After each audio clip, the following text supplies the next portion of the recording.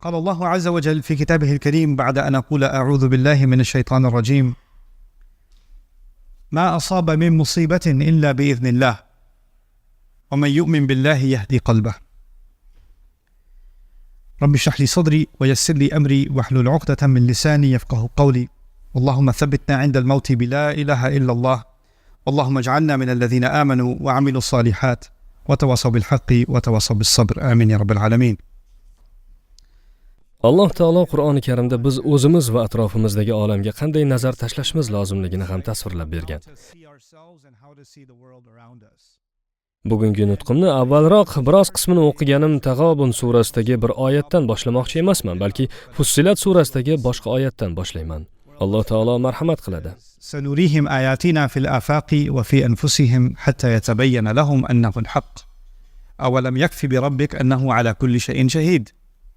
Biz ularga ham ufqlardagi, ham o'z nafslardagi oyat belgilarimizni ko'rsatamiz, toki ularga uning haqligi ravshan bo'lsin. 53-oyatdan. Keling shuning ustida tafakkur qilib ko'ramiz. Alloh taolo bizlarga vahiy qilib muqaddas Qur'onni yubordi.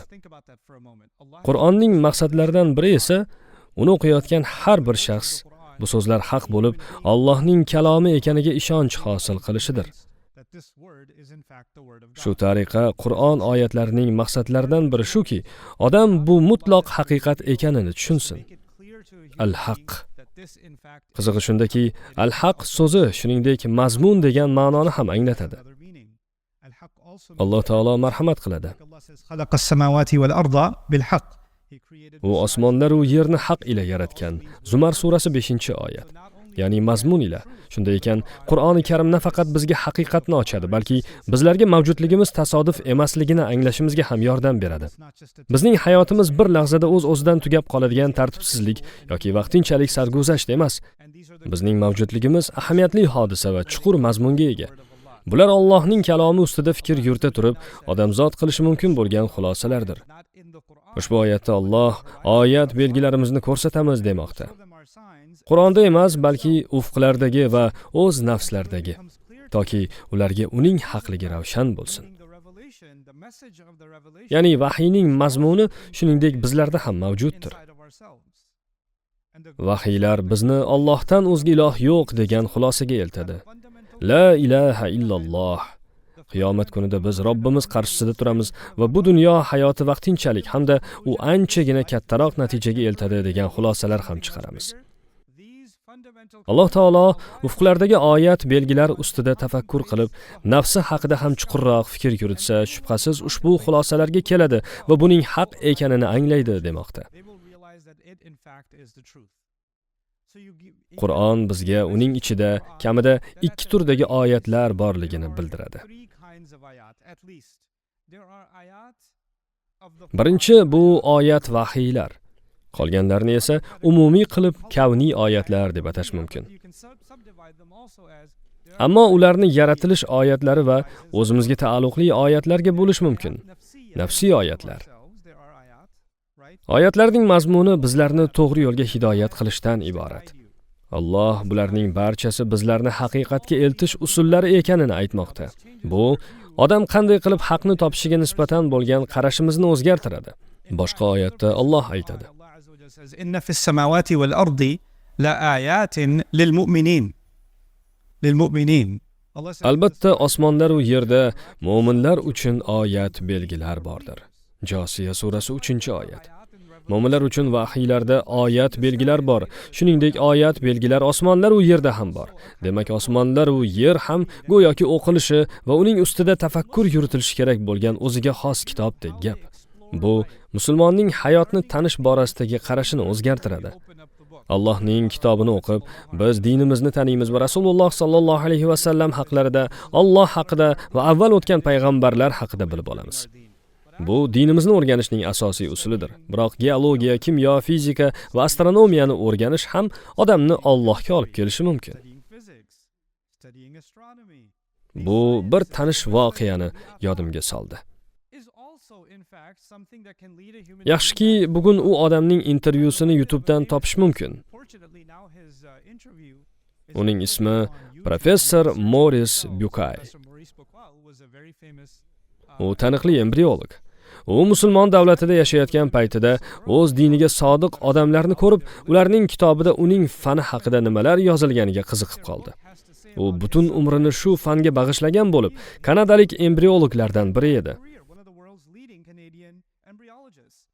Arablar orasida yashab, u Qur'onning ma'nolar tarjimasini o'rganardi va ona qornida homila paydo bo'lishi haqidagi oyatlarga qiziqa boshladi.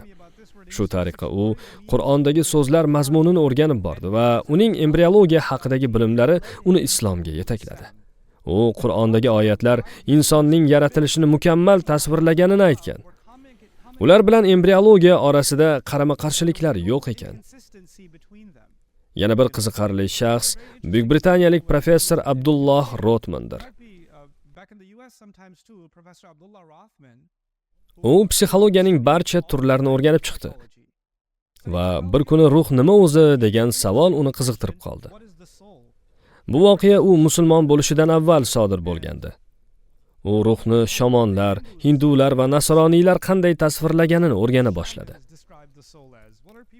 Ruh haqida Amazonkadagi jungli o'rmonlarda yashovchi va g'alati dinlarga e'tiqod qiluvchilar qanday fikrda ekan? Hindular kabi ruhiy tajriba orttirish uchun u dunyo bo'ylab sayohat qildi. Oylab hind ibodatxonalarida o'tirdi. Shuningdek, u buddistlar bilan ham o'tirdi. Bularning barchasini sinab ko'rganidan so'ng ham kimdir unga ruh haqida islom nima deganiga qiziqib ko'rishini maslahat bermaguniga qadar islom uning ro'yxatida ham yo'q edi. U o'qimishli odam va psixologiyani yaxshi biladi. U islom haq degan xulosaga keldi. Hozir esa islom psixologiyasidan dars beradi. Bu bilan nima demoqchiman? So'nggi paytlarda dinimiz chegaralardan tashqaridagi fanlarni biz dunyoviy atab, ta'limni diniy va dunyoviyga ajratib qo'ydik. Bu ilgari bizning dinimizda bo'lmagan yangi tushuncha.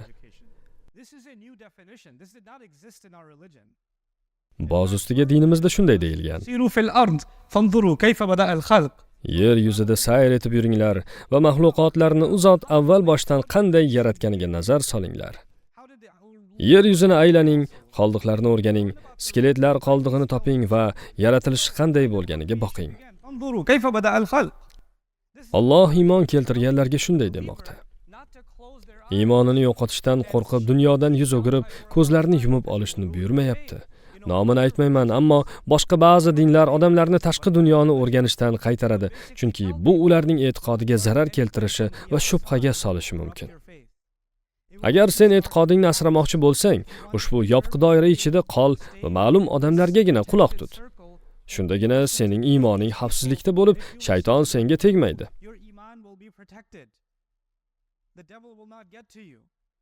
Qur'on esa Alloh insonga aql va ruh kabi kuchli qurollar berganini tasdiqladi.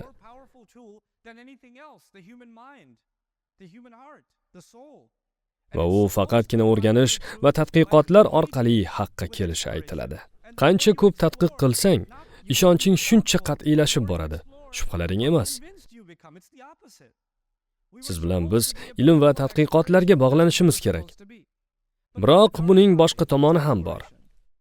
Ilm-fan chindan ham ruhiy tajriba bo'la oladi. Men tarix va falsafani o'rgangan va bu ular uchun tajriba o'laroq ularni islomga yetaklagan odamlarni uchratganman. Keling, fanni misol qilib olamiz. Ilm-fan o'z-o'zicha so'qir. Uning ongi yo'q. Fan yaxshilik va yomonlik degan narsalarni o'rganmaydi. Bu shunchaki kuzatuv. Kimyoda solih va gunohkor kimyoviy moddalar yo'q. Ularning barchasi shunchaki kimyoviy moddalardir. Fizika shunchaki fizik formulalar va kvant mexanikasi. Bu shunchaki borliq, sen esa uning kuzatuvchisisan. Odamlarda ong bor. Keling, ushbu tenglamadan Xudo va ruhni chiqarib, fanning o'ziga nazar tashlab ko'ramiz. Agar fanga tafakkursiz nazar tashlasak, ya'ni uni yanada kattaroq nimagadir yetaklovchi belgi sifatida ko'rmasak, u holda fandan juda yomon maqsadlarda ham foydalanish mumkinligini ayta olamiz. Bu yadroviy va kimyoviy qurollar yaratayotgan fanning o'zginasi. Odamda qaramlik hosil qiladigan va minglab odamlarning qiynalishiga sabab bo'layotgan giyohvand moddalar ilmiy izlanishlar natijasi emasmi? Bu odamlarni o'ldiradigan qurollar yaratadigan o'sha ilm. Bu kanserogen moddalar yaratadigan ayni fan. Bu odamlar sintetik ozuqa mahsulotlari ishlab chiqarish uchun foydalanadigan ayni ilmdir. Vaholanki ular odamlarning salomatligida ko'plab muammolarga sabab bo'lishi mumkin. Ammo bu ularga katta summada boylik keltiradi. Har xil mahsulotlarni ishlab chiqish uchun har xil izlanish olib boradiganlar ham aynan olimlardir. Ilm-fan bizni har tomondan qurshab olgan. Muqaddas Qur'on bizga agar sen mazmun, haqni topish niyatida ilm-fanni o'rganayotgan bo'lsang, u holda uni topasan deb o'rgatadi. Ammo mazmunni, haqni topish maqsadini olib tashlasak, uni xohlagan narsamizga aylantirishimiz mumkin. Bundan tashqari bu gaplar Qur'onning o'ziga ham aloqador. Agar inson Qur'onga mazmun, haqni axtarib emas, balki shunchaki qiziqish tufayli murojaat qilsa, u holda u osongina adashib ketishi mumkin. Allohning o'zi buni tasdiqlaydi. يضل به كثيرا ويهدي به كثيرا وما يضل به إلا الفاسقين. Agar to'g'ri tafakkur bilan yaqinlashmasangiz, Qur'onning o'zidan ham hidoyat topa olmaysiz. Men musulmon bo'lmaganlar orasida ko'plab yaxshi ta'lim olgan fan doktorlar va professorlarni taniyman. Ular 25 yillab Qur'onni o'rganadi. Qur'onni ham, arab tilini ham, Qur'onning mumtoz tafsirini ham ko'plab musulmonlarga qaraganda yaxshiroq biladi. Ular 5 soatlab bitta sura va uning har bir oyati tafsirini muhokama qiladigan konferensiyalarda qatnashadi. Tanaffus paytida esa shampan vinosi ichadi va bu ular uchun normal holat. Axir ular Qur'onga hidoyat maqsadida murojaat qilmaydilar-da. Mazmun, haqni topish uchun fanni o'rganish shart emas. Xuddi shu gap muqaddas Qur'onga ham tegishli. Suhbatimizni boshqa o'zanga burib, e'tiboringizni so'nggi 100-150 yil mobaynida dunyoni zabt etgan fan haqida so'zlamoqchiman. Bu psixologiya. Psixologiya paydo bo'lishidan avval emotsional qiyinchilikka yo'liqqan odamlar yo o'z g'am tashvishlarini unutishga uringan yoki din yo falsafaga murojaat qilgan. Chunki falsafa og'riq nima, alamlar nimaga mavjud, dunyo o'zi nima degan savollarni ko'tarardi. Faylasuflar bu kabi savollarga javob topishga urinardi. Qaysi dinga e'tiqod qilishidan qat'iy nazar odamlar o'z qalbini bezovta qilayotgan shu kabi savollar javobini topish uchun diniga murojaat qilardi. Ammo vaqt o'tib, falsafa, ya'ni ruhiyat, falsafaning ruhiyatga doir yo'nalishini biz hozir psixologiya deb atayotgan yangi tushuncha egalladi. Psixologiya bu o'z-o'zini, chuqur tuyg'ularini, ong ostini, emotsiyalarini, shaxsiy xulq va boshqalarning xulqini tushunishga urinishdir. Sen psixolog huzuriga borasan va nimaga mening hadeb jahlim chiqaveradi, nimaga nuqul yig'layman, nimaga odamlar menga bunday munosabatda bo'ladi deb so'raysan. Men o'zim psixologiyani o'rganyapman va ayta olamanki, bu bitta emas, bir nechta yo'nalishni o'rganadigan juda murakkab va keng qamrovli fan. Ijtimoiy psixologiya bor, shaxs psixologiyasi, patopsixologiya, butun dunyoni o'rganadigan yo'nalish. Odamlar o'zining ilmiy izlanishlarini psixologiyaning yangi yo'nalishlarini o'rganishga sarf etadi. Darvoqe ular Qur'on oyatlari bilan bog'liq. Alloh aytadi: "Biz ularga ham ufqlardagi, ham o'z nafslaridagi oyat belgilarimizni ko'rsatamiz, toki ularga uning haqligi ravshan bo'lsin." Psixologiya o'zi nima? Psixologiya bu o'zingni tanish, ammo u Xudoni istisno qiladi. Boyagina aytganimdek, mazmunsiz fan bizga kimyoviy qurol va giyohvand moddalar berishi mumkin. Psixologiyachi, agar uni Allohni hisobga olmagan holda o'rgansak, u bizga nima beradi? Absolut haqiqatni aks ettiruvchi nimadir bo'lishi kerak-ku axir. Kuzatuvchilarim haqida gapirishimni boshlashdan avval men ijtimoiy tarmoqlar sababli psixologiya qay ahvolga tushgani haqida to'xtalib o'tsam. Bu faqatgina akademik psixologiyaga taalluqli emas. Har qanday sohada, masalan fizikada, mexanikada ham bularning farqiga boradigan odamlar bor.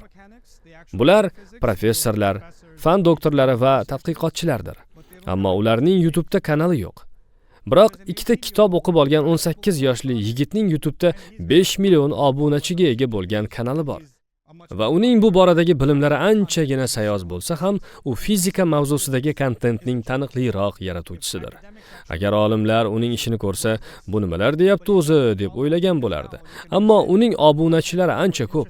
Axir bugungi kunda kontentini qiziqarliroq shaklda ulashib borish mumkin va bu anchayin ishonarli chiqadi. Hatto soha yaxshi o'rganilmagan bo'lsa ham. Psixologiya yo'nalishida fan doktorlari, tadqiqotchilar va turli xil kitoblar bor. Ammo shunday odamlar borki, o'zlari kontent tayyorlab, narsistlar kim, toksik odamlar kimlar, shaxsiy chegaralar qurish va travmalar nimaligini bizga aytib beradi. Shu tufayli odamlar mustaqil ravishda o'zlariga tashxis qo'ya boshladi. Bu atamalar hatto musulmonlar orasida ham mashhur bo'lib ketdi. Endi yoshlar mening dadam toksik odam. U hamisha meni manipulyatsiya qiladi. Men otam va o'zimning oramizdagi chegaralarni saqlashim kerak. U mening emotsional hududimga kiryapti. Men buning ustiga ishlab, o'zimga g'amxo'rlik qilishim kerak deya boshladi. Ilgari kibr hisoblangan narsalar hozirda o'ziga g'amxo'rlik deb ataladi. Ilgari yomon xulq hisoblanganlari esa hozir shaxsiy chegaralar degan nom oldi. Agar sen odamga u eshitish kerak bo'lgan achchiq haqiqatni aytsang, u buni eshitishni istamasa, u buni manipulyatsiya deydi.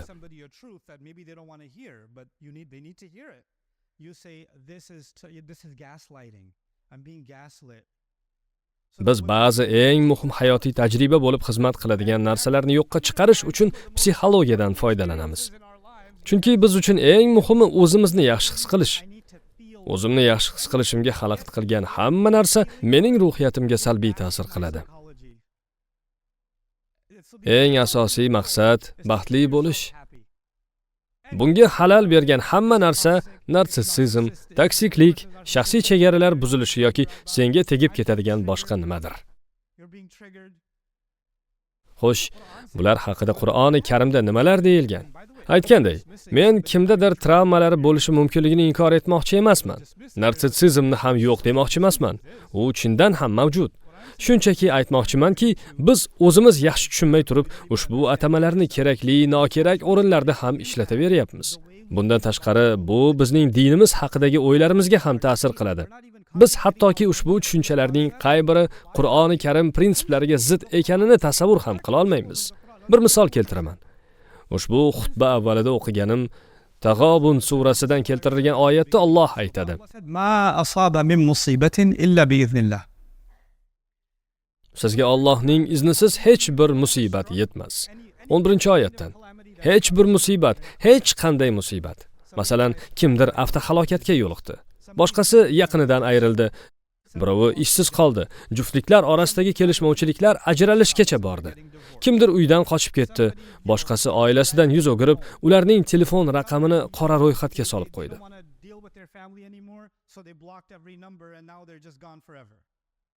Sening akang sen bilan gaplashmayapti. O'g'ling sendan nafratlanadi. Onang oilangdan ketib qoldi. Har nima bo'lishi mumkin. Odamlar har xil musibatlarga giriftor bo'ladi. Ammo Alloh aytmoqda: Ma asaba min musibatin illa biiznillah. Sizga Allohning iznisiz hech bir musibat yetmas. Hech bir baxtsizlik Allohning iznisiz bandasiga yetmaydi. Biroq endi savol tug'iladi. Nimaga Alloh shunday dahshatli ish sodir bo'lishiga qo'yib berdi?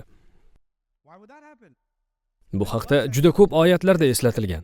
Ammo aynan mana shu oyat bizga juda muhim saboq beradi. Kim Allohga iymon keltirsa, u zot uning qalbini hidoyatga solar. Tag'obun surasi 11-oyatdan.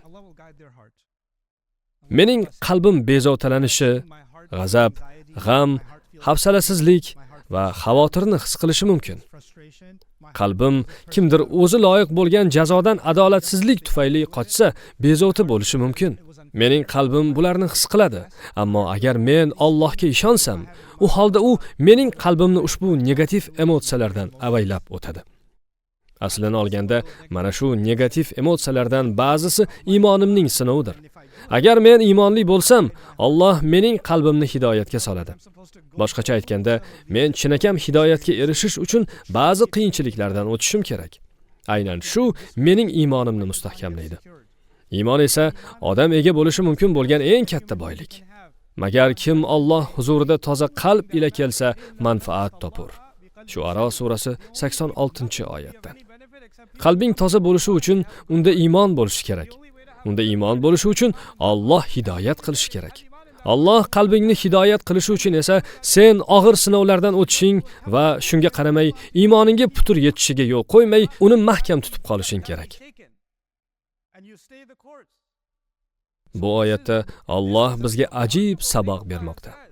U bizga biz og'ir sinovlardan o'tishimiz, ularga iymon ko'zi bilan boqib, bizlarni o'zgartirishiga yo'l qo'ymasligimiz kerakligini ishora qilyapti. Aynan shuning uchun barcha payg'ambar alayhissalomlar yer yuzida yashab o'tgan eng yaxshi odamlar, agar psixologik atama bilan ifodalasak, qandaydir travmalar qurboni bo'lgan. Ularning har biri toksik odamlar qurshovida bo'lgan. Har birining shaxsiy chegaralari buzilgan. Har birining. Ularning mutlaq barchasi narsissizmga duch kelgan. Shunday emasmi? Ibrohim alayhissalomning otasi toksik odam emasmidi? Yusuf alayhissalomning akalari narsiss emasmidi? U oilaviy zo'ravonlik qurboni bo'lmaganmidi? Uni o'g'irlikda ayblashlarichi? Bu manipulyatsiya emasmidi? Bularning barchasiga yo'liqqach, ular barcha otalar toksik bo'ladi, ular bilan shaxsiy chegaralarni saqlash kerak, deyish kerak emasmidi? Hatto Ibrohim alayhissalomning otasi uni o'z uyidan quvib solganida ham u otasiga otajon deb murojaat qilmadimi? Siz menga mehrli bo'lmasligingiz mumkin, ammo bu men sizga yaxshi muomalada bo'lishni to'xtatishim kerakligini anglatmaydi. Men Robbimdan sizni mag'firat qilishini so'rayman. Men baribir haqingizga duolar qilaveraman va umid qilamanki, shoyat Alloh sizning qalbingizni o'zgartirsa. La astagfirannaka. Men bu holatni o'zgartira olmayman, ketishga majburman, biroq bu sizga befarq ekanimni bildirmaydi. U otasiga, bilasizmi, siz narsiss va toksik odamsiz.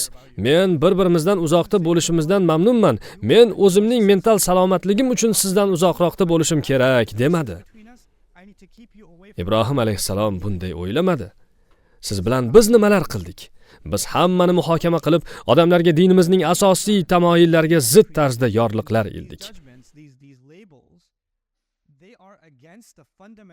Bu gaplar ayniqsa oilalarimizga tegishli. Ba'zan shunday bo'ladiki, xotin janjallashib qoladi. Janjal paytida ulardan biri boshqasiga sen abusersan yoki manipulyatorsan deyishi mumkin. Bizning dinimizda nima deyilgan?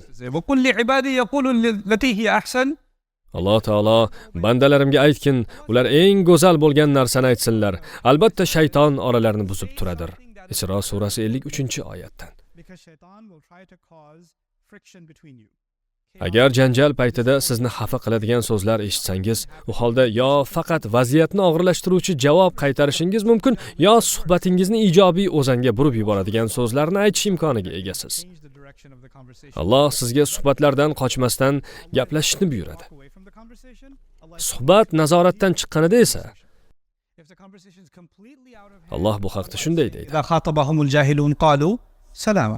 Rahmonning bandalari yer yuzida tavozu ila yuradigan va johillar xitob qilganida salom deydiganlardir. Furqon surasi 63-oyat. Ular suhbatni xotirjamlik bilan tark etadi, g'azab bilan eshik qarsillatmaydi. Psixologiyani o'rganuvchi talaba sifatida Tag'obun surasining ushbu oyatidan men o'zimni kuchli hayratga solgan quyidagi narsani bilib oldim. Ey iymon keltirganlar, albatta juft halollaringizdan va bolalaringizdan sizga dushman bor, bas ulardan hazir bo'ling. Tag'obun surasi 14-oyatdan. Bu sura Madinada nozil qilingan. Allohning Rasuli sallallohu alayhi va sallam Yahudi qabilalari orasida yashaganlar. Musulmonlardan ba'zilari esa 200lamachilikka moyil edi. Oila a'zolaringdan qay biri iymon keltirgan, qay biri iymonsiz ekanini tushunib olish mushkul edi. Rasululloh sallallohu alayhi va sallam musulmonlarni Badr yoki Uhud g'azotiga tayyorlanishga chaqirganlarda, ba'zilarining oila a'zolari o'limga tik borishning nima keragi bor? Uyda qolib, tobim qochdi deb bahona qila qol yoki men uxlab qolganingni aytarman degan edi. Ular musulmonlarni to'xtatib qolishga uringandi. Har kuni ertalab namozga chiqishning nima keragi bor? Uyda o'qiyversang bo'lmaydimi? musulmonlar va ularning yaqinlar orasida shu kabi suhbatlar bo'lib turardi. Alloh taolo o'z rasuli sollallohu alayhi va sallamga ularning oila a'zolaridan ba'zilari shu qadar mutaassibki, hatto ularga dushman bo'lish ham mumkinligini bildirdi. Faqat uyga borib, yaqinlarga qarata, "Ha, kimligingizni endi bildim" deyish kerak emas. Bu eng so'nggi chora. Adu so'zi Qur'onda shunchaki keltirilmagan. Ha, Allohning so'zlariga ko'ra, ba'zida sening jufting yoki farzanding senga dushman bo'lishi mumkin. Xo'sh, bunday vaziyatda nima qilish kerak? Keling, bu savolga hozirgi mashhur psixologiya nuqtai nazari bilan javob izlab ko'ramiz. Instapsixolog sizga bu vaziyatda shaxsiy chegaralarni saqlash, ular bilan muloqotni cheklash, buning ustida ishlash, ularni abuser deb e'lon qilish va hokazo maslahatlarni beradi. Qur'oni Karimchi: وإن تعفوا وتصفحوا وتغفروا فإن الله غفور رحيم. Va agar afv etsangiz, ko'ngilga olmasangiz va ayblarni kechirsangiz, bas albatta Alloh mag'firat qiluvchi va rahimlidir. Tag'obun surasi 14-oyatdan. Ha, ehtimol qaysidir paytda ular sizga nisbatan g'azab ko'rsatgandir, ammo endi ular afsusda. Shuning uchun buni eslashning keragi yo'q. Tashahu so'zi sahafadan kelib chiqqan. Bu sahifani yopishni bildiradi. Odamga uning qilmishini yoki senga 1 yil avval aytgan gapini eslatish tasfahu emas. Bu so'zlar menga travma bergan. Shuning uchun men ularni sen menga hozirgina aytgandek eslayveraman. Axir men u so'zlarni shu bilan takrorlamadim-ku. Ha, ammo men hali ham unutganim yo'q. O'sha travma hali ham turibdi. Shuning uchun men buni hamisha eslashim va senga shu mavzuda ma'ruzalar o'qiyverishim kerak. Alloh taolo senga sahifani yopishni buyurib, o'zining mag'firatli ekanini eslatyapti. Ehtimol yarashib olarsizlar. Hatto eng yomon vaziyatlarda ham yarashish yo'li topilib qolishi mumkin. Ammo agar sen haddan ziyod o'zing bilan mashg'ul bo'lsang, muammoga yechim qidirmaysan. Axir seni tashvishlantirayotgan yagona narsa sening shaxsiy xohishlaring bo'lmoqda. Sizlarga aytmoqchi bo'lgan so'nggi gapim shu. Hozirgi mashhur psixologiya yo'nalishi menga Josiya surasining bir oyatini eslatyapti. Ara'ayta man ittakhadha ilahahu hawahu va adallahu Allahu ala ilm. Aytingchi, havoyi nafsini iloh qilib olgan, Alloh uni bilib turib zalolatga solgan va quloqiga hamda qalbiga muhr bosib, ko'ziga parda tortib qo'ygan kimsani Allohdan boshqa kim hidoyat qila oladi? Josiya surasi 23-oyatdan. Uning istaklari uning uchun ilohga aylandi. Shundan so'ng Alloh uni zalolatga soldi. Hatto ilmli bo'lishiga qaramay adashib ketdi. Inson fan doktori bo'lishi, professional bo'lishi va uni emotsiyalari boshqarishi mumkin. U o'ziga har xil tashxislar qo'yar, shuningdek boshqalarning harakatini ham uning kayfiyatiga qanday ta'sir o'tkazishiga qarab har xil atamalar bilan nomlar. Bugun esa narsistsan, kecha abuser eding, ertaga toksik odamga aylanasan, indinga depressiyaga tushasan. Bir haftadan so'ng senda qaram bo'lib qolish bilan bog'liq muammolar boshlanadi. Siz shunchaki tashxislar qo'yib, odamlarga yorliq iladigan bo'lib qolasiz. Alloh taolo bu kabi insonning qulog'iga hamda qalbiga muhr bosib, ko'ziga parda tortib qo'yganini aytmoqda. Bu shuni bildiradiki, agar sen bu kabi odam bilan hatto diskussiyaga kirishishga urinsang ham qo'lingdan hech narsa kelmaydi. Axir emotsiyalari bilan yashaydigan odamning aqliga ta'sir ko'rsatish imkonsiz. Ko'pchiligingiz bunday holatga yo'liqqan bo'lsangiz kerak. Emotsiyalari ta'siri ostida yashaydigan odamga mantiqiy xulosalar keltirish devor bilan suhbat qurishdek gap. Men uni his qilyapman, men buni his qilyapman. Hissiyotlari ular uchun ilohga aylangan. Alloh uning qalbini muhrlab qo'ygan. Uni Allohdan boshqa kim ham to'g'ri yo'lga hidoyat qila olardi? Bu oyatning oxirgi qismi ular o'z hislarini Alloh bilan almashganini bildiradi. Aynan shuning uchun ularga endi hidoyat yo'q. Havoyi nafsi ular uchun ilohga aylandi. Ularni Allohdan boshqa kim hidoyat qila oladi? Ular Allohni o'z qalbidan chiqarib tashlaganidan keyin hidoyat topa olarmikan? Tag'obun surasi haqida tafakkur qilib ko'ring. Agar odam dunyoviy qiyinchiliklarga yo'liqsa-yu, ishonch va umid bilan Allohga yuzlansa, u zot uning qalbini hidoyatga solar. Alloh hamma narsani bilguvchidir. Alloh bilmaydigan hech narsa yo'q. Ilohim, Alloh qalblarimizni hidoyatga solsin va bizlarni havoyi nafsiga ibodat qiladiganlardan qilib qo'ymasin. Ilohim, Alloh bizlarni o'ziga chinakam taslimiyat topganlardan qilsin va bizlarni boshqa odamlar haqida yengil va asossiz hukm chiqaradiganlardan qilmasin. Islomda boshqa odamning qalbi haqida xulosa qilish taqiqlangan. Men hech kimni barmoq bilan ko'rsatib, uning qalbida nifoq borligini ayta olmayman. Men buni aslo bila olmayman.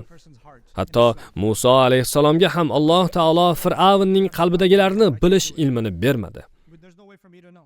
Bas, unga yumshoq so'z aytinglar, shoyat eslasa yoki qo'rqsa. Taho surasi 44-oyat. Ehtimol eslatmalar qalbining bir chetiga ta'sir o'tkazar. Ya Alloh, bu Fir'avn u bolalarni o'ldiryapti. Uning qalbi hech qanaqasiga erimaydigan maxsus toshdan qilingan. Yo'q, siz hech qanaqasiga buni bila olmaysiz. Alloh Musa alayhissalomga Fir'avn haqida bildirganlari bor yo'g'i shu. Men boshqa odamning qalbi xususida hukm chiqara olmayman, ammo yangi psixologiyaga ko'ra men boshqa odamning qalbi haqida osongina hukm chiqarishim mumkin. Men kimnidir narsist deb ataganimda, uni kibrda ayblayotgan bo'laman. Men odamni psixologik terminlardan biri bilan nomlaganimda, uning harakatini emas, qalbini muhokama qilayotgan bo'laman.